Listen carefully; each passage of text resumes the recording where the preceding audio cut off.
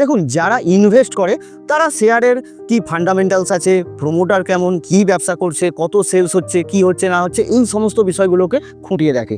কিন্তু যারা ট্রেড করে, কিছু দিনের জন্য ট্রেড করে, তারা শুধুমাত্র প্রাইসকে দেখে ট্রেড করে। কেন? তার কারণ এই যে প্রাইস আমরা উপর নিচে যেতে দেখি, প্রাইস ডিসকাউন্টস অল, মানে এই মুহূর্তে দাঁড়িয়ে বাজারে যা যা নিউজ আছে, কোম্পানি ভালো রেজাল্ট করছে কিনা, প্রমোটার কেমন, ফিউচার গ্রোথ প্রসপেক্ট কেমন, তার সমস্তটা কোথায় রিফ্লেক্ট করে? প্রাইসে রিফ্লেক্ট করে। মানে শেয়ারের দাম কত চলছে সেটা রিফ্লেক্ট করে এই মুহূর্তে ওই কোম্পানিটায় কি চলছে। তার মানে আমরা এটা বলতে পারি, যদি কোনো শেয়ারের দাম উপর দিকে যায় তাহলে সেই শেয়ারটার মানে কোম্পানিটা ভালো ফল করছে, তার প্রমোটার ভালো, সমস্ত নিউজ ভালো।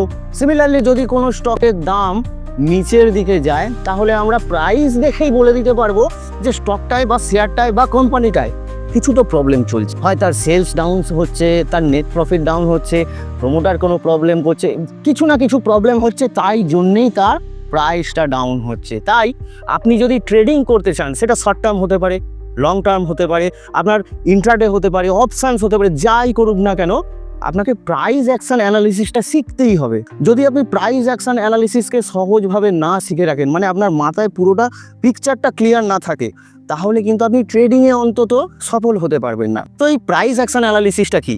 প্রাইস মানে দাম, সিম্পল, আর হচ্ছে অ্যাকশন। প্রাইস কি অ্যাকশন নিচ্ছে, প্রাইস উপর দিকে যাচ্ছে না প্রাইস নিচের দিকে যাচ্ছে, সিম্পল। প্রাইস কি অ্যাকশন আমাদেরকে দেখাচ্ছে এটাই অ্যানালিসিস করতে হবে, এবং সেটাকে অ্যানালিসিস করে আমাদের একটা ট্রেন্ড খুঁজতে হবে। ব্যাস, এর থেকে বেশি কোনো কাজ নেই।